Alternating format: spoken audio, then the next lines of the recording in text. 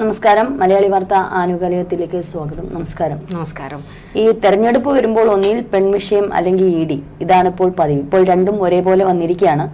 ഭരണപക്ഷം പെൺവിഷയം എടുത്തിട്ടപ്പോൾ ഒരുപക്ഷെ പ്രതിപക്ഷത്തിന്റെ ഭാഗത്തു നിന്ന് മിണ്ടാതിരുന്ന ഇപ്പോൾ ഇ.ഡിയുടെ ഒരു നോട്ടീസാണ് മുഖ്യമന്ത്രിക്ക് എത്തിയിരിക്കുന്നത്.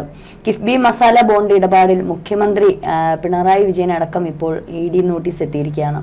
അപ്പോൾ മറ്റേത് മറുഭാഗത്തു നിന്ന് ചിന്തിക്കുമ്പോൾ രാഹുൽ മാങ്കൂട്ടത്തിന്റെ വിഷയം വലിയ കൊടുമ്പിരി കൊണ്ട് നിൽക്കുന്നു.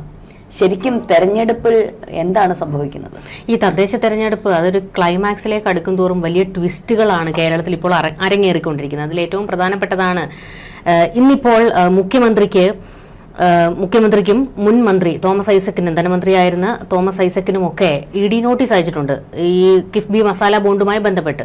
ഈ തോമസ് ഐസക്കിന് ഇതിനു മുൻപ് 2 തവണ എൻഫോഴ്സ്മെന്റ് ഡയറക്ടറേറ്റ് സമൻസ് കൊടുത്തതാണ്. പക്ഷേ മുഖ്യമന്ത്രിക്ക് ഇ.ഡി നോട്ടീസ് അയക്കുന്നു എന്നുള്ളതാണ് ഏറ്റവും പ്രധാനപ്പെട്ടത്. കാരണം മുഖ്യമന്ത്രി കിഫ്ബി ചെയർമാനാണ്. അപ്പോൾ ഇപ്പോൾ അതിൽ തട്ടിപ്പാണോ വെട്ടിപ്പാണോ അഴിമതിയാണോ എന്ത് നടന്നിട്ടുണ്ടെങ്കിലും മുഖ്യമന്ത്രിക്ക് അതിൽ നിന്ന് തടിയൂരാൻ കഴിയില്ല. തന്നെയല്ല, തന്നെ കുടുക്കി മുഖ്യമന്ത്രി എല്ലാം കിഫ്ബിയുമായി ബന്ധപ്പെട്ടതെല്ലാം തന്റെ തലയിലേക്ക് കൊണ്ടിടുന്നു എന്ന് തോന്നിയ ഒരു ഘട്ടത്തിൽ തോമസ് ഐസക്ക് തന്നെ ഒരു മുൻകൂർ ജാമ്യം എടുത്തതാണ്. ഇതൊരു കൂട്ടായ തീരുമാനമാണ്, അങ്ങനെയാണ് കിഫ്ബി മസാല ബോണ്ട് എടുക്കുന്നത് എന്നുള്ള ഒരു പ്രഖ്യാപനം അന്ന് തന്നെ ധനമന്ത്രി തോമസ് ഐസക്ക് നടത്തിയതായിരുന്നു, മന്ത്രിയായിരുന്ന. അപ്പോൾ ഇതിൽ നിന്ന് പിണറായിക്ക് അങ്ങനെ അത്ര പെട്ടെന്ന് ഊരിപ്പോരാൻ പറ്റില്ല. ഇതിലാണ് മറ്റൊരു ഏറ്റവും പ്രധാനപ്പെട്ട ഒരു വിഷയമുള്ളത്. അവിടെയാണ് മുഖ്യമന്ത്രിക്കും അതുപോലെ തന്നെ സർക്കാരിനും അടിപതർന്നത്. SNC ലാവ്ലിൻ എന്ന കമ്പനിക്ക് ഇതിൽ പങ്കുണ്ട്. ഈ മസാല ബോണ്ട് ഇറക്കിയതിൽ വലിയൊരു നേട്ടം അവർ കൊയ്തിട്ടുണ്ട്. ഈ ലാവ്ലിൻ കേസ് നമുക്കറിയാമല്ലോ, ഏറ്റവും കൂടുതൽ അവരാണ് ഇത് വാങ്ങിയിട്ടുള്ളത്. അപ്പോൾ ഈ മസാല ബോണ്ട് ഇറക്കുന്നതിലൂടെ മുഖ്യമന്ത്രിയുടെ പ്രിയപ്പെട്ട കനേഡിയൻ കമ്പനി SNC ലാവ്ലിന് വലിയൊരു നേട്ടം ഉണ്ടാക്കി കൊടുത്തു എന്നുള്ള തരത്തിലേക്ക് ഇപ്പോൾ അത് പ്രതിപക്ഷം വലിയ രീതിയിൽ എടുത്തിട്ടിട്ടുണ്ട്. പക്ഷേ അത് മുങ്ങിപ്പോയി. ഈ ഒരു വാർത്ത മാധ്യമങ്ങൾ വലിയൊരു പ്രാധാന്യം കൊടുത്തില്ല. മുഖ്യമന്ത്രിക്കാണ് ഇ.ഡി സമൻസ് അയച്ചിരിക്കുന്നത്, നോട്ടീസ് അയച്ചിരിക്കുന്നത്. നിസ്സാര വിഷയമല്ല. തന്നെയല്ല, CAGയുടെ റിപ്പോർട്ടുണ്ട് ഫെമ ചട്ടലംഘനം നടന്നിട്ടുണ്ട് എന്നുള്ളത്. അപ്പോൾ അതിന് മറുപടി പറയേണ്ട ഉത്തരവാദിത്തം എന്തായാലും സർക്കാരിനുണ്ട്. അതൊരു വശത്ത് നിൽക്കുമ്പോൾ പക്ഷേ ഈ വിഷയം വലിയ വാർത്തയാകാതിരിക്കുന്നതിന് വേണ്ടിയാണ് ഒന്നുമല്ലാത്ത ഒരു രാഹുൽ ഈശ്വറിനെ ഇപ്പോൾ പോലീസിലെ തീവ്രവാദികളെയൊക്കെ പിടിച്ചോണ്ട് പോകുന്നത് കൂട്ട് ഇന്ന് കണ്ടിട്ടുണ്ടാകും. വലിയ ചേസിംഗ് ആയിരുന്നു തലസ്ഥാനത്ത് കൂടി പോലീസ് ഇന്ന് നടത്തിയത്. അതായത് രാഹുൽ ഈശ്വറിനെ ഞങ്ങൾ അറസ്റ്റ് ചെയ്യുന്നു, ഇവിടെ കൊണ്ടുപോകുന്നു, അവിടെ കൊണ്ടുപോകുന്നു എന്നുള്ളൊരു വലിയ ഒരു ഹിന്റ് മാധ്യമങ്ങൾക്ക് ഇട്ടുകൊടുക്കുന്നു. മാധ്യമങ്ങൾ ഇത് കേട്ട പാതി കേൾക്കാത്ത പാതി പോലീസിന്റെ ജീപ്പിന് പിന്നാലെ വെച്ചു പിടിക്കുകയാണ്. ഇത് ഒരു ഘട്ടത്തിൽ പലയിടത്തും ബ്ലോക്കുകളൊക്കെ ഉണ്ടായിട്ടും പോലീസ് അതൊന്നും വകവയ്ക്കാതെ മറ്റു വാഹനങ്ങളെല്ലാം വകഞ്ഞു മാറ്റി വലിയ ഹോൺ അടിച്ച് ഒരു ഭീതിപ്പെടുത്തുന്ന അന്തരീക്ഷം ഉണ്ടാക്കി ഏതാണ്ട് ഒരു അന്താരാഷ്ട്ര കുറ്റവാളിയെ കൊണ്ടുപോകുന്ന പോലെ രാഹുൽ ഈശ്വറിനെ ഇന്ന് മാധ്യമങ്ങളിൽ മുഴുവൻ നിറഞ്ഞത് ആ ഒരു വാർത്തയായിരുന്നു. എന്ത് കാര്യത്തിനാണ് ശബരിമല എവിടെ പോയി? ശബരിമല മറ്റൊരു കാര്യമുണ്ട്. അതായത് ഈ മസാല ബോണ്ട് ഇ.ഡി നോട്ടീസ് അയച്ചതും ശബരിമലയിൽ കഴിഞ്ഞ ദിവസം കൊള്ളയുമായി ബന്ധപ്പെട്ടിട്ട് പത്മകുമാർ ഒരു മൊഴി നൽകിയിട്ടുണ്ട്. ഞാൻ മാത്രമാണോ ഇതിന് ഉത്തരവാദി, ഇതൊരു കൂട്ടുത്തരവാദിത്വം ഇതിനുണ്ട്, കാരണം ഞാൻ മാത്രം അറിഞ്ഞുകൊണ്ടല്ല അതിനതിൽ ഒപ്പിട്ട് കൊടുത്തത് എന്നുള്ളത് പത്മകുമാർ പറഞ്ഞിട്ടുണ്ടോ? അപ്പോൾ വേറെ ആരൊക്കെ അതിൽ ഒപ്പിട്ട് കൊടുത്തിട്ടുണ്ട്? അങ്ങനെ 2 വിഷയം വന്ന് നിൽക്കുമ്പോഴാണ് അതിനെ ഇട്ടുമറയ്ക്കാനും മാധ്യമങ്ങൾക്ക് എന്തെങ്കിലും ഒന്ന് ഇട്ടുകൊടുക്കുന്നതിന് വേണ്ടിയും രാഹുൽ ഈശ്വറിനെ പൊക്കി പിടിച്ചുകൊണ്ട് വന്നിരിക്കുന്നത്. ഏതാണ്ട് ഈ നമ്മളിലെ ഈ ചില സിനിമയിലൊക്കെ കണ്ടിട്ടുണ്ട്, അന്താരാഷ്ട്ര കുറ്റവാളികളെ കൊണ്ടുപോകുന്നു, വന്നിറക്കുമ്പോഴത്തേക്ക് മറ്റേ കീലേരി അച്ചുവിനെ പോലെ എന്തെങ്കിലും ആയിരിക്കുമെന്നുള്ളത്. ആ ഒരു അവസ്ഥയാണ് ഇന്ന്. ചില ആൾക്കാർ കമന്റ് ചെയ്തിട്ടുണ്ട്, രാഹുൽ മാങ്കൂട്ടത്തിനോ ആ പെൺകുട്ടിയോ ആരുടെയും 10 പൈസ കട്ടുമോടിച്ചിട്ടില്ല. അവരുടെ ഇഷ്ടത്തിന് അവരുടേതായ സ്വകാര്യ ജീവിതം പങ്കിട്ടു, അതിൽ പ്രശ്നം വന്നു, ആ പെൺകുട്ടി പരാതി നൽകി. ഇതിൽ മറ്റൊരു ജനങ്ങളുടെ അടുത്ത് മോഷ്ടിക്കുകയോ അല്ലെങ്കിൽ സ്വർണ്ണക്കൊള്ള നടത്തുകയോ ഒന്നും തന്നെ ചെയ്തിട്ടില്ല. പക്ഷെ ആ വിഷയങ്ങളൊക്കെ കൊടുമ്പിരി കൊണ്ട് നിൽക്കുമ്പോൾ പെൺവിഷയത്തിൽ എന്തോരം ശ്രദ്ധയാണ് മാധ്യമങ്ങൾ ഒരു വലിയ PR വർക്കല്ലേ ചെയ്തുകൊണ്ടിരിക്കുന്നത്. ഉറപ്പായിട്ടും ഇവിടെയാണ് ഈ മാധ്യമങ്ങൾ പറഞ്ഞല്ലോ വെച്ചുപിടിച്ച് രാഹുൽ ഈശ്വറിനെ കൊണ്ടുപോകുന്നതിന്റെ പുറകെ പോവുകയാണ്. സൈബർ സെൽ ഓഫീസിലേക്കാണ് കൊണ്ടുപോയത്. അവിടേക്കാണ് ഈ മാധ്യമങ്ങളെല്ലാം വെച്ച് പിടിച്ചു പോയത്. ഇത് മാധ്യമങ്ങളുടെയും കൂടി ഒരു ഇരട്ടത്താപ്പല്ലേ എന്ന് നമുക്ക് ചോദിക്കേണ്ടി വരും. കാരണം ശബരിമല സ്വർണ്ണക്കൊള്ളയുമായി ബന്ധപ്പെട്ടിട്ട് വലിയ നീക്കങ്ങൾ ഇവിടെ നടക്കുകയും ബുധനാഴ്ച ഹൈക്കോടതിയിൽ SIT അന്വേഷണ റിപ്പോർട്ട് സമർപ്പിക്കാനിരിക്കുകയാണ്. അതിനു മുൻപ് ഏതെങ്കിലും ഒരു അറസ്റ്റ് നടക്കുമോ എന്നുള്ളത് ഏറ്റവും പ്രധാനപ്പെട്ട ഒരു ചോദ്യമാണ്. കാരണം തന്ത്രി കുടുംബത്തിലേക്ക് അന്വേഷണം നീളുന്നു എന്നുള്ള വിവരം പുറത്തു വന്നിട്ടുണ്ട്. അതുപോലെ തന്നെ കടകംപള്ളി ചോദ്യം ചെയ്യലിനെങ്കിലും വിളിപ്പിക്കണം. അപ്പോൾ ഈ ബുധനാഴ്ചയ്ക്ക് മുൻപ് ഏതെങ്കിലും ഒരു അറസ്റ്റ് എവിടെയെങ്കിലും നടക്കുമോ? കഴിഞ്ഞ ദിവസം പത്മകുമാർ പറഞ്ഞ മൊഴിയിൽ അതിന്റെ അടിസ്ഥാനത്തിൽ മറ്റ് നീക്കങ്ങൾ ഇവിടെ നടക്കുന്നുണ്ടോ? അതിനെക്കുറിച്ചൊന്നും അന്വേഷിക്കേണ്ട. ഇത് മാത്രമല്ല, ഇപ്പോൾ ഈ മസാല ബോണ്ടുമായി ബന്ധപ്പെട്ടിട്ട് സംസ്ഥാനം ഭരിക്കുന്ന മുഖ്യമന്ത്രിക്ക് ED ഒരു നോട്ടീസ് കൊടുക്കുക എന്ന് പറയുമ്പോൾ വെറുതെ അങ്ങ് മുന്നേ കൊടുത്തിട്ടുണ്ടല്ലോ. ഇപ്പൊ ED നോട്ടീസ് എന്ന് പറയുന്നത് രാഷ്ട്രീയം കളിയാണ്. എങ്ങനെ ED ലാൻഡിംഗ് കേസ് തന്നെ എത്ര തവണയാണ് മാറ്റിവെച്ചിട്ടുള്ളത്? ഇവിടെ അങ്ങനെ ഒരു സംശയം ഉദിക്കുന്നുണ്ട്. കാര്യം എന്താണെന്നോ, ഇപ്പോൾ ED ഇറക്കിയതിലും കേന്ദ്രത്തിന്റെ ഒരു രാഷ്ട്രീയം കളി ഉണ്ട് എന്നുള്ളത്. കാരണം 3 വർഷമായിട്ട് ഈ കേസിൽ അന്വേഷണം നടന്നുകൊണ്ടിരിക്കുകയാണ്. അതായത് ഈ മസാല ബോണ്ടുമായി ബന്ധപ്പെട്ടിട്ട് ഇതിനിടയ്ക്ക് എവിടെയും തോമസ് ഐസക്കിന് 2 സമൻസ് അയച്ചതല്ല, ഇതിനിടയ്ക്ക് വേറെ ഒന്നും എവിടെയും നടന്നിട്ടില്ല. പക്ഷേ കൊണ്ടുപിടിച്ച് തദ്ദേശ തെരഞ്ഞെടുപ്പ് അടുത്ത് വന്നപ്പോഴത്തേക്ക് ED ഇങ്ങനെ രംഗത്തേക്ക് വരുന്നത്. എവിടെയാണ് കൃത്യമായ രാഷ്ട്രീയം കളി ഉണ്ട് എന്ന് പറയുന്നത്? ഇന്നിപ്പോൾ ശബരിമല കൊള്ളയിൽ CBIയുടെ അന്വേഷണം വേണമെന്ന് ഹൈക്കോടതിയിൽ രാജീവ് ചന്ദ്രശേഖർ ആവശ്യപ്പെട്ടിട്ടുണ്ട്. ജനങ്ങൾ ചോദിക്കുന്നു എന്ത് കാര്യത്തിന്? ഇവിടെ ഹൈക്കോടതിയുടെ മേൽനോട്ടത്തിൽ കൃത്യമായ അന്വേഷണം മുൻപോട്ട് പോകുന്നുണ്ട്. ഇതങ്ങ് CBIക്ക് കൊടുത്തിട്ട് ഇവിടെ രാഷ്ട്രീയം കളിപ്പിക്കാനാണോ എന്നുള്ള ചോദ്യം കൃത്യമായി വരുന്നുണ്ട്. BJP ഇതിനൊക്കെ മറുപടി പറയണം. അത് മറ്റൊരു വശം, അതവിടെ കിടക്കട്ടെ. എന്തായാലും ഇപ്പോൾ ഈ രാഹുൽ ഈശ്വറിനെ കൊണ്ട് നടക്കുന്നതിലാണ് ഈ ഞങ്ങളിപ്പോ ഒരു പുലിയെ കൊണ്ടുവരുന്നുണ്ട് എന്നുള്ള രീതിയിൽ ഒരു എലീനെ കൊണ്ട് കാണിക്കുകയാണ്. അല്ല, കൃത്യമായിട്ട് ഇന്നലെ തന്നെ രാഹുൽ ഈശ്വറിനെ അറസ്റ്റ്. അങ്ങനെയാണെങ്കിൽ ഒന്ന് ചിന്തിക്കുക, രാഹുൽ ഈശ്വർ പെൺകുട്ടിയുടെ ഈ ഒരു ഫോട്ടോ സഹിതം അല്ലെങ്കിൽ ഇത്തരത്തിലുള്ള ഇര എന്ന് നമുക്ക് പറയാം, അല്ലെ അതിജീവിത എന്ന് വ്യക്തിയുടെ ചില ഐഡന്റിറ്റി വെളിപ്പെടുത്തി എന്നുള്ള തരത്തിൽ. അങ്ങനെയാണെങ്കിൽ ഈ മാധ്യമങ്ങൾ എന്തിനാണ് കൊട്ടിഘോഷിച്ച് രാഹുൽ ഈശ്വറിനെ പോലുള്ള വ്യക്തികളെ ഈ ഡിബേറ്റിന് കൊണ്ടുവന്ന് ഇരുത്തുന്നത്? ഇവർക്ക് കൃത്യമായിട്ട് അറിയാലോ, അവർ വീണ്ടും റീച്ച് കിട്ടാൻ വേണ്ടി കൊണ്ടുവന്ന് ഇരുത്തിയിട്ട് പാവത്തിനെ കൊണ്ടുവന്ന് പിടിപ്പിക്കുന്ന ഒരവസ്ഥയാണ്. അപ്പൊ എങ്ങും രാഹുൽ ഈശ്വർ എങ്ങും ഐഡന്റിറ്റി ഒന്നും വെളിപ്പെടുത്തിയില്ല. ഇപ്പൊ പറയുന്നത് ഇനി രാഹുൽ മാങ്കൂട്ടത്തിന് വേണ്ടിയിട്ട് ഒരു വീഡിയോ ചെയ്യരുതെന്ന്. പക്ഷെ രാഹുൽ ഈശ്വറിന്റെ കട്ടയ്ക്കാണ് ഇരിക്കുന്നത് കേട്ടോ. ഭാര്യ ഉൾപ്പെടെ ദീപ ഉൾപ്പെടെ കട്ടയ്ക്ക് നിൽക്കുന്ന ഒരു രംഗമാണ് നമുക്ക് കാണാൻ സാധിച്ചത്. പക്ഷെ അവിടെ ഒരു വലിയ തിരിച്ചടിയുണ്ട്. ഇത് രാഹുലിന് വലിയ തിരിച്ചടി ഉണ്ടാക്കും ഈ രാഹുൽ ഈശ്വറിന്റെ ഇത്തരത്തിലുള്ള നിലപാടുകൾ. കാരണം പെൺകുട്ടിയുടെ ഐഡന്റിറ്റി വെളിപ്പെടുത്തിയില്ല എന്ന് പറയുമ്പോൾ പറയാതെ പല കാര്യങ്ങളും പറഞ്ഞിട്ടുണ്ട് രാഹുൽ ഈശ്വർ. കാരണം അവര് ജോലി ചെയ്യുന്നത് ആദ്യം എടുത്തു വിട്ടത് മറ്റുള്ള മാധ്യമങ്ങളാണ്. അത്തരത്തിലുള്ള, അതായത് കൃത്യമായി എല്ലാ ചാനലുകളിലും പോയിരുന്ന് വിളമ്പിയത് രാഹുൽ ഈശ്വറാണ്. അപ്പോൾ ആ ഒരു തരത്തിലേക്ക് പ്രതിസന്ധികൾ വന്നിട്ടുണ്ട്. അത് മാത്രമല്ല, രാഹുൽ മാങ്കൂട്ടത്തിന്റെ സ്വകാര്യ ജീവിതത്തിൽ എന്ത് നടന്നു എന്ന് രാഹുൽ ഈശ്വറിന് എങ്ങനെ അറിയാം? അപ്പോൾ ഈ രാഹുൽ ഈശ്വറിന് മണ്ടത്തരങ്ങൾ ഒരുപാട് പറ്റിയിട്ടുണ്ട്. ആദ്യം തന്നെ പൊളിഞ്ഞൊടുങ്ങിയതാണല്ലോ. അതായത് അവർ വിവാഹിതയാണെന്നുള്ളത് മറച്ചു വെച്ചുകൊണ്ടാണ് രാഹുൽ ഈശ്വറുമായി മാങ്കൂട്ടത്തിലുമായി ബന്ധം സ്ഥാപിച്ചതെന്ന്. പക്ഷെ രാഹുൽ മാങ്കൂട്ടത്തിന്റെ ഹർജിയിൽ കൃത്യമായി പറഞ്ഞിട്ടുണ്ട് അവർ വിവാഹിതയായിരുന്നു, അവരുടെ ഭർത്താവുമായിട്ടുള്ള ബന്ധങ്ങൾ എനിക്ക് അറിയാമായിരുന്നു. അപ്പോൾ ആ വാദങ്ങളൊക്കെ പൊളിഞ്ഞടുങ്ങി. അപ്പോൾ ഈ പിടിച്ചു നിൽക്കുന്നതിന് വേണ്ടി രാഹുൽ ഈശ്വർ പറഞ്ഞ ചില കാര്യങ്ങളൊക്കെ ഉണ്ട്. പക്ഷെ അത് കൃത്യമായി പൊളിഞ്ഞു വീണിട്ടുണ്ട്.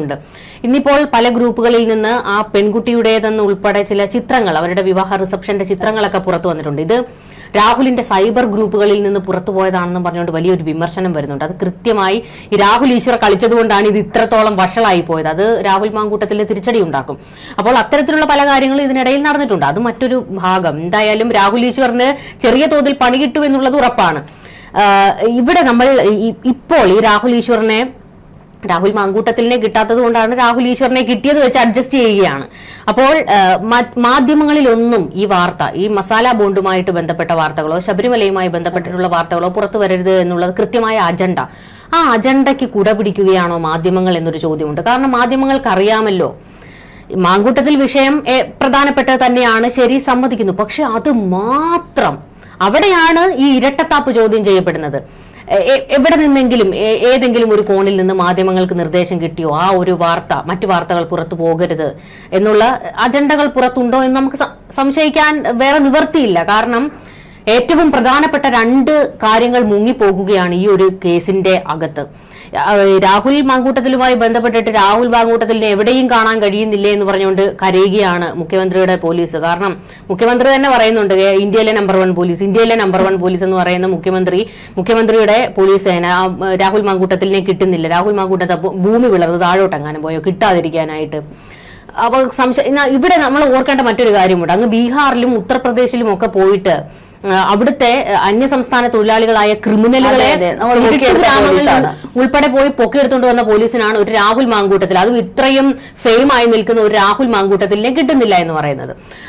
എന്തോ ഇതിനൊക്കെ പിന്നിൽ എന്തൊക്കെ ഇത് കുറച്ച് ദിവസം കൊണ്ട് നീട്ടണം ഉറപ്പായിട്ടും എന്നുള്ളൊരു ഒറ്റ ധാരണയിലാണ് ഇതിപ്പോൾ പോകുന്നത്. മാധ്യമങ്ങളുടെ ശ്രദ്ധ ഒന്ന് വഴിതിരിച്ചു വിടണം, അതുപോലെ തന്നെ ജനങ്ങളുടെ ശ്രദ്ധയും. പക്ഷെ മസാല ബോണ്ടുകളിലെ 2100 സംതിങ് കോടി രൂപ, 2150 കോടിയുടെ തട്ടിപ്പെന്നല്ല, അത് കിഫ്ബി മസാല ബോണ്ട് ഇറക്കിയതാണ്. പക്ഷേ അവിടെയാണ് നമ്മുടെ ചട്ടങ്ങളും നിയമങ്ങളും ലംഘിക്കപ്പെട്ടു എന്ന് പറയുന്നത്. അതായത് കേന്ദ്ര സർക്കാരിന്റെ അനുമതി ഇല്ലാതെ പല കാര്യങ്ങളും ഇതിന്റെ പിറകിൽ നടന്നു എന്നാണ് പറയപ്പെടുന്നത്. അവിടെയാണ് ഈ ഫെമ ചട്ടലംഘനം നടന്നു എന്ന് പറയുന്നത്. ഒരു സംസ്ഥാനത്തിന് ഒരു രാജ്യവുമായി സാമ്പത്തിക ഇടപാടുകൾ നടത്തുമ്പോൾ കേന്ദ്രവുമായി ചില ചട്ടങ്ങൾ പാലിക്കപ്പെടണം. പക്ഷെ ആ ചട്ടങ്ങൾ ഇവിടെ പാലിക്കപ്പെട്ടിട്ടില്ല എന്നാണ് പറയുന്നത്. CAG റിപ്പോർട്ടിൽ പോലും പറയുന്നുണ്ട്. ഇപ്പോൾ ഈ 2150 കോടി കടമെടുത്തതിൽ നിന്ന്, അതായത് മസാല ബോണ്ട് വഴി എടുത്തതിൽ നിന്ന് കേരളത്തിന് വലിയ സാമ്പത്തിക നഷ്ടമുണ്ടായിട്ടുണ്ട്. ഖജനാവിൽ നിന്ന് വലിയ തോതിലാണ് പലിശ പോകുന്നത്. അപ്പോൾ ഇതൊക്കെ CAG കൃത്യമായി റിപ്പോർട്ടിൽ പറഞ്ഞതാണ്. ഇതിനു മുൻപും സംസ്ഥാന സർക്കാരിന് മുന്നറിയിപ്പ് കൊടുത്തതാണ്. പക്ഷേ സംസ്ഥാന സർക്കാർ അപ്പോഴൊക്കെ വാദിക്കുന്ന ഒരു കാര്യമുണ്ട്. ഇത് കിഫ്ബിയെ വേട്ടയാടുന്നതിന് വേണ്ടി കേന്ദ്ര സർക്കാർ നടത്തുന്ന ഒരു നീക്കമാണ്.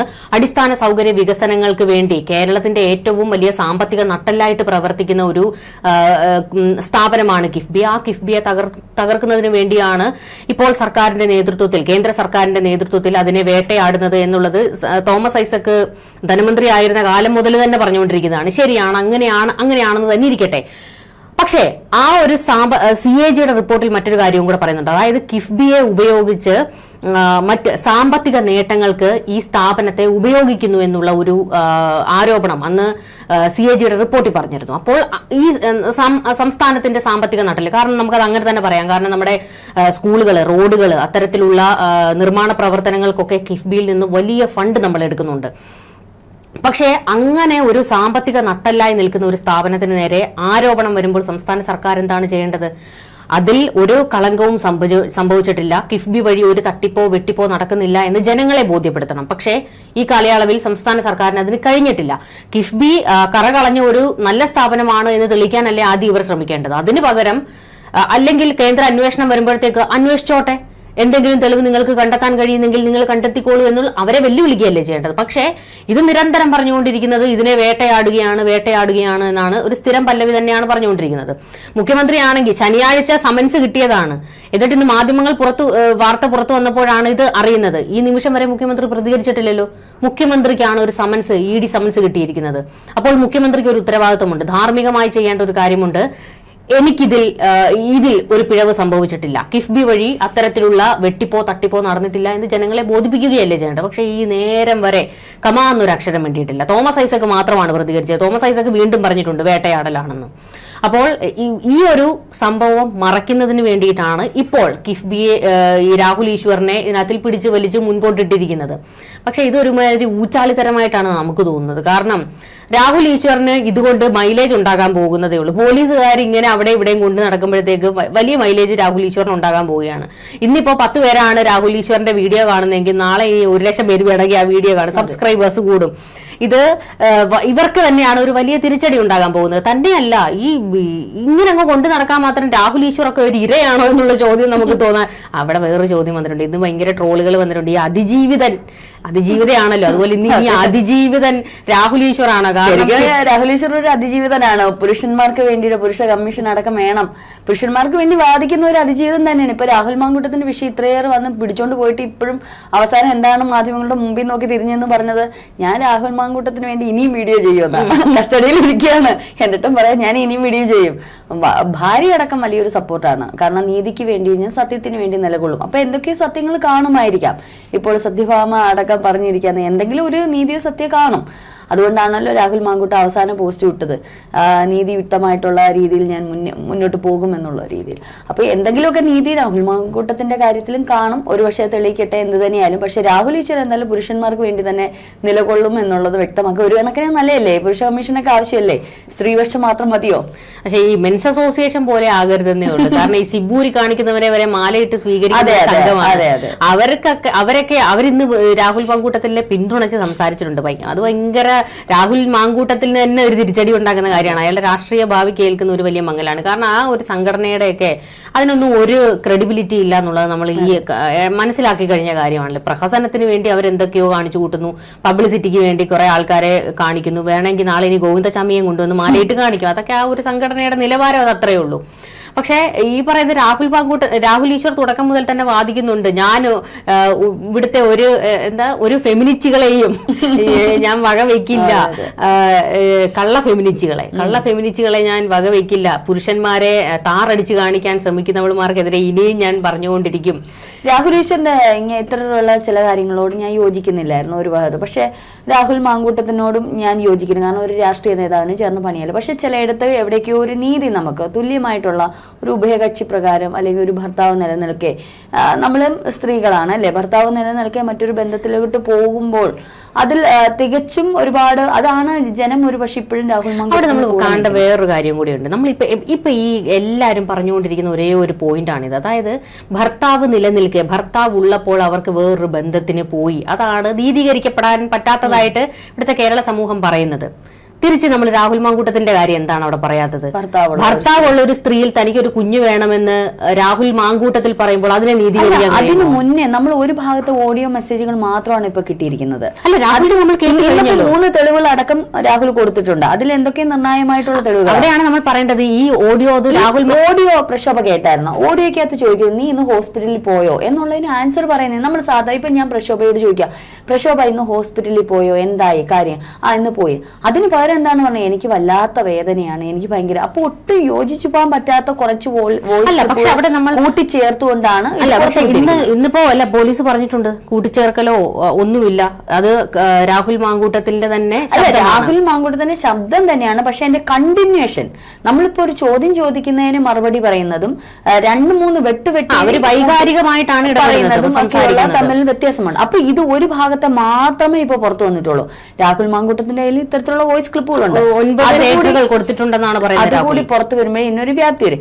എന്തുകൊണ്ടാണ് കുഞ്ഞ് വേണമെന്ന് രാഹുൽ മാങ്കൂട്ടം പറഞ്ഞത്? കാരണം രാഹുൽ മാങ്കൂട്ടത്തിന് വെറും ഒരു സ്ത്രീയെ പ്രാപിക്കുക എന്നുള്ളത് മാത്രമാണെങ്കിൽ എന്തെല്ലാം ഓപ്ഷൻസ് ഉണ്ട്. പ്രാപിച്ചിട്ട് ചീറ്റ് ചെയ്യാൻ വേണ്ടിയിട്ട് വലിയ ഇതൊന്നുമില്ല. രാഹുൽ അത് ശ്രദ്ധിക്കും അല്ലെ, പ്രത്യേകിച്ച് MLA പോലുള്ള അല്ലെങ്കിൽ ഇത്തരത്തിലുള്ള ഒരു വ്യക്തി പ്രത്യേകിച്ച് ശ്രദ്ധിക്കും. അവിടെ ഒരു കുഞ്ഞിനെ വേണമെന്ന് പറഞ്ഞതിൽ എന്തെങ്കിലും ഒരു ന്യായം കാണും. ഒന്നുകിൽ ആ പെൺകുട്ടിയെ തന്റെ ജീവിതത്തിലേക്ക് സ്വീകരിക്കാനാകാം, അല്ലെങ്കിൽ ആ പെൺകുട്ടി ആവശ്യപ്പെട്ടതായിരിക്കാം എനിക്കൊരു കുഞ്ഞ് വേണം. ഇത് ഏതുമാകാം. അല്ലാതെ ഒരു വ്യക്തി പറയാണ്, ഇപ്പം പ്രശോഭ ഒരു വിവാഹിതയാണ്, ഞാൻ അല്ലെങ്കിൽ ഞാനൊരു പുരുഷനാണ്, MLA ആണ്, ഞാൻ പറയാം എനിക്കൊരു കുഞ്ഞ് വേണമെന്ന്, ഞാൻ എന്താ അത്ര മന്ദബുദ്ധിയാണോ? പ്രശോഭ അത്രയ്ക്ക് മന്ദബുദ്ധിയാണോ? പ്രശോഭ ഒരു മാധ്യമ രംഗത്ത് പ്രവർത്തിക്കുന്ന ഒരു വ്യക്തിയാണ്. എനിക്ക് ഭർത്താവ് നിലനിൽക്കെ മറ്റൊരു പുരുഷന്റെ ഗർഭം ഞാൻ ധരിച്ചാൽ എനിക്കുണ്ടാവുന്ന, സൊസൈറ്റിയിൽ ഉണ്ടാവുന്ന പ്രശ്നങ്ങൾ, ഈ കുട്ടിയുടെ അച്ഛൻ എന്നൊരു ചോദ്യം, ഇതൊക്കെ എനിക്ക് നോക്കേണ്ടുന്നതല്ലേ? തിരിച്ച് MLA എന്നുള്ള രീതിയിൽ ഇപ്പം രാഹുലിനെ വലിയ സ്ത്രീ ലംബടൻ എന്നുള്ള രീതിയിലാണ് വ്യാഖ്യാനിക്കുന്നത്. അത്തരത്തിലുള്ള ഒരു വ്യക്തി എന്തായിരിക്കും? കള്ളത്തരം വെളിച്ചത്താവാതെ എങ്ങനെയെങ്കിലും ഈ ബന്ധം മുമ്പോട്ട് കൊണ്ടുപോകാനല്ലേ ശ്രമിക്കൂ. അല്ലാതെ ഒരു കൊച്ചിനെ ഉണ്ടാക്കിയിട്ട് അതിന് ഈ പറയുന്നോണ്ട് അത്തരത്തിലുള്ള മന്ദബുദ്ധിത്തരം എന്തായാലും രാഹുൽ അവിടെ എന്തോ ഒരു പ്രശ്നം. അവിടെയാണ് നമ്മൾക്ക് ഈ സംശയം തോന്നുന്നത്. കാരണം രാഹുൽ അതൊന്നും നിഷേധിക്കുന്നില്ല. അവരുടെ ചോദ്യങ്ങൾക്ക് നിങ്ങൾ തന്നെയല്ലേ കുഞ്ഞ് വേണം എന്ന് വാശി പിടിച്ചത്, നിങ്ങളുടെ ഇഷ്ടപ്രകാരം ആയിരുന്നില്ലേ ഇതെന്ന് ചോദിക്കുമ്പോൾ രാഹുൽ ആ ഓഡിയോയിൽ അത് എവിടെയും നിഷേധിക്കുന്നില്ല. അവിടെയാണ് നമുക്കും അല്ല ആ ചോദ്യം അതിന്റെ താഴെ മറ്റെന്തോ ഉത്തരവാണ് ഓഡിയോയുടെ കാര്യം. ഓഡിയോ അത് അങ്ങനെ തന്നെയാണ് പറയുന്നത്. നമ്മൾ ശ്രദ്ധിച്ച് കേട്ടാൽ അറിയാം. അത് ആ ഓഡിയോയും സംസാരവും തമ്മിൽ ഒരുപാട് വ്യത്യാസമുണ്ട്. അതിന് രാഹുൽ കൊടുത്ത ഓഡിയോ സന്ദേശം അല്ലെങ്കിൽ രാഹുലിന്റെ വായിൽ നിന്ന് വീഴണം, ഇന്നതാണ് സംഭാഷണം, എന്താണ് അവരുടെ ബന്ധത്തിനിടയിലുള്ള വ്യക്തത എന്നുള്ളത് കൃത്യമായിട്ട് ഇപ്പൊ പുറത്തു വന്നിട്ടില്ല. ആരുടെ ഭാഗത്താണ് ശരി? ഇപ്പം കുഞ്ഞിനെ ആവശ്യപ്പെടുന്ന രാഹുൽ ഒരിക്കലും ആ പെൺകുട്ടിയെ ചീറ്റ് ചെയ്യാനല്ല, ആ പെൺകുട്ടിയെ ജീവിതത്തെ സ്വീകരിക്കാനാണ്. അങ്ങനെ ചീറ്റ് ചെയ്യണം എന്നുണ്ടെങ്കിൽ ഒരിക്കലും ഒരു കുട്ടിയെ അങ്ങോട്ട് പറയും ഇന്ന് പിൽസ് എടുത്തോ എന്നുള്ളത് അല്ലേ, അല്ലെങ്കിൽ അത്ര മുഖ്യം എന്നൊക്കെ പറയുന്നുണ്ട്. മുഖ്യം എന്നുള്ളത് അല്ല, അത് ആ കുട്ടിയാ പറയുന്നത്. ചോദിക്കും പിൽസ് മുഖ്യമാണോ എന്ന്. പക്ഷെ രാഹുൽ കുഞ്ഞിന് വേണോന്ന് പറയൂ? രാഹുൽ കുറച്ചുകൂടി പ്രിക്കോഷൻ എടുക്കത്തില്ലേ? പക്ഷെ അവിടെ എന്താണ് സംഭവിച്ചത് എന്നുള്ളതാണ് ഇവിടെ ഈ രണ്ട് ചോദ്യങ്ങളാണ് ഇപ്പോൾ ഏറ്റവും കൂടുതലായി നിൽക്കുന്നത്. അതായത് ആ വിവാഹം കഴിച്ച ഒരു സ്ത്രീക്ക് ഈ പറയുന്ന പോലെ വേറൊരു ആളുമായിട്ട് ബന്ധം സ്ഥാപിക്കുന്നത് ശരിയാണോ എന്ന് ചോദിക്കുന്ന അതേ തെറ്റ് തന്നെയാണ് രാഹുലും ചെയ്യുന്നത്. അതായത് ഒരു വിവാഹിതയായ ഒരു സ്ത്രീയിൽ തനിക്കൊരു കുഞ്ഞു വേണമെന്ന് പറയാനുള്ള ധാർമ്മികത മറ്റൊരു കാര്യം, ഇപ്പൊ ഈ കുട്ടി അതിജീവിത എന്ന് പറയുന്നു. ഇപ്പോൾ ഞാൻ ഒരു ഗർഭം ധരിക്കാൻ ഒരു സ്ത്രീ വില്ലിങ് ആണെങ്കിൽ അത് എന്ത് തന്നെ ആയിക്കോട്ടെ, എനിക്ക് ഭർത്താവ് ഉണ്ടായിക്കോട്ടെ, അത്രയും സാഹചര്യങ്ങളെ ഫൈറ്റ് ചെയ്തുകൊണ്ടായിരിക്കുമല്ലോ ഒരു പുരുഷനിൽ നിന്ന് ഗർഭം ധരിക്കാൻ ഞാൻ അങ്ങോട്ട് ചെല്ലുന്നത്. ഇപ്പൊ രാഹുൽ പിടിച്ചു വലിച്ച് എനിക്ക് ഒരു കുഞ്ഞിനെ വേണോന്ന് പറഞ്ഞല്ലോ, പിടിച്ച് ബലാത്സംഗം ചെയ്തല്ലോ. മാർച്ച് മാസം പ്രീ പ്ലാൻഡോടുകൂടി തന്നെയാണ് ഇതിനായിട്ട് മുന്നിറങ്ങുക. അപ്പൊ ഞാൻ ഓക്കെ ആണ് അല്ലെ, ഞാൻ എന്ന് പറയുന്ന സ്ത്രീ ഓക്കെ ആണ്. അപ്പോൾ ഞാൻ ഗർഭം ധരിക്കുന്നു. ആ ഒരു തന്റെ ഇടം ഗർഭം ചിത്രം വേണമെന്ന് എതിർഭാഗം പറയുമ്പോൾ ഒന്ന് പോടെ എന്ന് പറയാനുള്ള ധൈര്യം ഏതായാലും ഒരു സ്ത്രീക്ക് ഉണ്ടായിരിക്കും. അവിടെ ഗർഭം ധരിക്കാനുള്ള ഒരു ധൈര്യം ആ പെൺകുട്ടിക്കുണ്ടെങ്കിൽ ഗർഭചിത്രം വരുത്താൻ വരുന്നവനെ അടിച്ചോടിക്കാനുള്ള ധൈര്യവും ഇന്ന് ഈ കേസ് കൊടുത്തതിലുള്ള ധൈര്യവും അന്ന് ആ കുട്ടി കാണിക്കും അല്ലേ? തീർച്ചയാണ്. അപ്പോൾ ഒരിക്കലും ഗർഭചിത്രം ചെയ്യത്തില്ല. ഇന്ന് ആ കുട്ടിയുടെ ഉദരത്തിൽ ആ കുഞ്ഞിനെ പേറിക്കൊണ്ട് 4 ആളുടെ മുന്നിൽ വന്നിരുന്നെങ്കിൽ നമ്മൾ പറയായിരുന്നു അതിജീവിത എന്നുള്ളത്. ഒരു അമ്മ എന്ന് പറയുന്നത് അതാണ് അല്ലെ. ഞാൻ ഒരു പുരുഷനിൽ നിന്ന് ഗർഭം ധരിക്കാൻ സമൂഹത്തെ ഇതാക്കിക്കൊണ്ട് വെല്ലുവിളിച്ചുകൊണ്ട്, സ്വന്തം ഭർത്താവിനെ വെല്ലുവിളിച്ചുകൊണ്ട്, അല്ലെങ്കിൽ സൊസൈറ്റിയെ വെല്ലുവിളിച്ചുകൊണ്ട്, ഈ പറയുന്ന രാഹുൽ മാങ്കൂട്ടത്തിനെ ബാക്കിയുള്ള സാമൂഹിക ചുറ്റുപാടുകളെയൊക്കെ വെല്ലുവിളിച്ചുകൊണ്ട് ഞാൻ രാഹുലിന്റെ കുഞ്ഞിനെ ഗർഭം ധരിക്കാൻ തയ്യാറാണ് എന്ന് പറഞ്ഞ് അങ്ങോട്ട് ചെന്നതാണ്. അങ്ങനെ ഗർഭം ധരിച്ചിട്ടുണ്ടെങ്കിൽ ഇനി രാഹുലല്ല, രാഹുലിന്റെ ആര് പറഞ്ഞാലും ഞാൻ അത് ചെയ്യില്ല, ആ കർമ്മം ചെയ്യില്ല, അല്ലെങ്കിൽ ഈ പറയുന്നോണം കൊല ചെയ്യണം, അല്ലെങ്കിൽ ആ പെൺകുട്ടിയെ ബലമായിട്ട് പിടിച്ചുകൊണ്ടുപോയി എന്തെങ്കിലും ചെയ്യണം. ഇതൊന്നും നടന്നിട്ടില്ല. ഫോണിലൂടെയാണ് പ്രേരിപ്പിച്ചത്. ഞാൻ കഴിക്കില്ല. ആ ഗർഭം ചുമന്നുകൊണ്ട് ആ കുഞ്ഞിനെ വളർത്താനുള്ള ധൈര്യത്തിലാണല്ലോ ഗർഭവതിയായത്.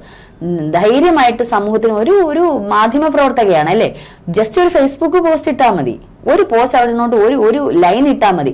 ജനം ഇന്ന് ആ പെൺകുട്ടിയുടെ കൂടെ ഉണ്ടായിരുന്നു. നമുക്ക് അതിജീവിത എന്ന് നിസ്സംശയം നമുക്ക് വിളിക്കാം. ഇത് ഇപ്പോൾ ഈ അതിജീവിതയ്ക്ക് വന്നിരിക്കുന്ന ഏറ്റവും വലിയൊരു തിരിച്ചടി എന്ന് പറയുന്നത് ഈ ഗർഭം ധരിച്ചു എന്ന് പറയുന്നത് ആരുടെ കുട്ടിയാണ് എന്നുള്ളൊരു ചോദ്യത്തിന് അവർ മറുപടി പറയേണ്ടി വരും. അല്ല, ഈ പെൺകുട്ടി ഗർഭചിത്രം നടത്താതിരുന്നെങ്കിൽ ഇന്ന് രാഹുൽ പെട്ടേനെ, രാഹുലിന്റെ കുട്ടിയായിരുന്നു തീർച്ചയായിട്ടും പെട്ടേ. ഇത് തെളിവുകളില്ല. അറ്റ്ലീസ്റ്റ് ആ ഭ്രൂണഹത്യ ചെയ്യുന്ന സന്ദർഭത്തിലെങ്കിലും എന്തെങ്കിലും തെളിവുകൾ മാറ്റി വെച്ചിരുന്നുവെങ്കിൽ ഇന്ന് രാഹുൽ പെട്ടേനെ. ഇതിപ്പോ ഒന്നുമില്ല, ആരുടെ കുട്ടി എന്ന് പറയും. ഇത് രാഹുൽ ഈശ്വർ ഈ പബ്ലിക്കായിട്ട് ചോദിച്ചതെല്ലാം നാളെ കോടതിയിൽ രാഹുൽ മാങ്കൂട്ടത്തിന്റെ അഡ്വക്കേറ്റ് ഈ പെൺകുട്ടിയോട് ചോദിക്കുന്ന ചോദ്യങ്ങളാണ്. ഒരു വക്കീല് ചോദിക്കുന്ന സാധാരണ ചോദ്യങ്ങളാണ് രാഹുൽ ഈശ്വർ എന്ന് പറയുന്ന വ്യക്തിയും ഇപ്പൊ ഞാനും പ്രക്ഷോഭയും സാധാരണ ജനങ്ങളും ചോദിക്കുന്നത്. അതിനൊക്കെ ഉത്തരവാദിത്വം അല്ലെങ്കിൽ അതിനൊക്കെ ഉത്തരം പറയേണ്ടുന്ന പൂർണ്ണ ബാധ്യത പെൺകുട്ടിക്കാണ്.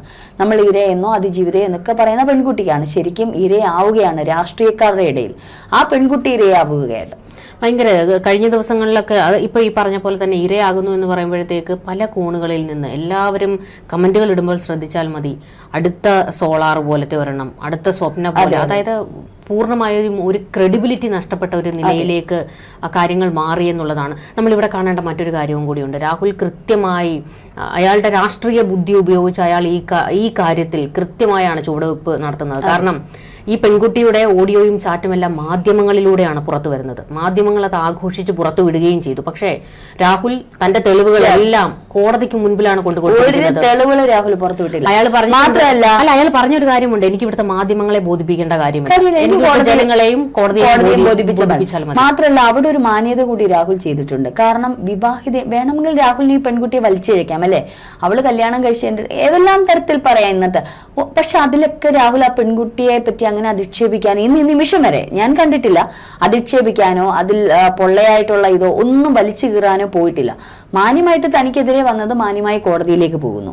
അല്ലാതെ മാധ്യമങ്ങൾക്ക് ഹിന്റ് കൊടുക്കാനോ ഇത് കൊടുക്കാനോ ഒന്നും നിന്നില്ല. ഈ വിവാഹിതയാണ് എന്നുള്ളത് മാധ്യമങ്ങൾ തന്നെയാണ് പുറത്തുവിടുന്നത്. ഇന്ന ചാനലിൽ നിന്ന് പോലും പറഞ്ഞത് മാധ്യമങ്ങളാണ്.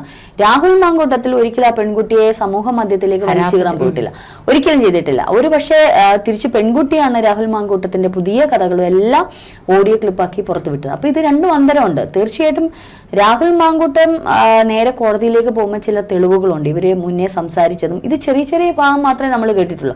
ഇതിൽ എന്താണ് ഇഷ്ടപ്രകാരമാണ് ഇപ്പൊ ഇന്നിപ്പോ വന്ന വാർത്തയാണ്, പൂർണ്ണമായിട്ടുള്ള ഇഷ്ടപ്രകാരമാണ് ഇതെല്ലാം ചെയ്തത് എന്നുള്ള തെളിവാണ് ഇന്നിപ്പോ രാഹുൽ കൊടുത്തിരിക്കുന്നത്. അങ്ങനെയാണെങ്കിൽ ഈ കുട്ടിക്ക് എന്ത് ഇതാണുള്ളത്? അപ്പോൾ ഇത് രാഷ്ട്രീയക്കാർ ഇത് ഏറ്റെടുത്തതും ഈ ഇരയ്ക്ക് ഒപ്പം ഇപ്പൊ നിൽക്കുന്നു എന്ന് പറയുന്നതും രാഷ്ട്രീയം കളിയാണ്. അതിൽ ഈ പാവം പിടിച്ച പെൺകുട്ടി വീണുപോയി. എന്തായാലും ഇപ്പോൾ ഈ രാഹുൽ മാങ്കൂട്ടത്തിലിനെ കിട്ടാത്ത സ്ഥിതിക്ക് രാഹുൽ ഈശ്വറിനെ വെച്ച് തൽക്കാലത്തേക്കൊന്ന് തടിപ്പ് തപ്പുകയാണ് സർക്കാർ ചെയ്യുന്നത്. ഈ പറയുന്ന പോലെ തന്നെ കിഫ്ബി മസാല ബോണ്ടും ശബരിമലയും ഒക്കെ മുക്കുന്നതിന് വേണ്ടി. പക്ഷേ അതൊന്നും അങ്ങനെ മുങ്ങിപ്പോകരുത്. അതേക്കുറിച്ചുള്ള ചോദ്യങ്ങൾ ജനങ്ങൾ ചോദിച്ചുകൊണ്ടേയിരിക്കണം. കൂടുതൽ ചർച്ചകളുമായി കാണാം. നമസ്കാരം.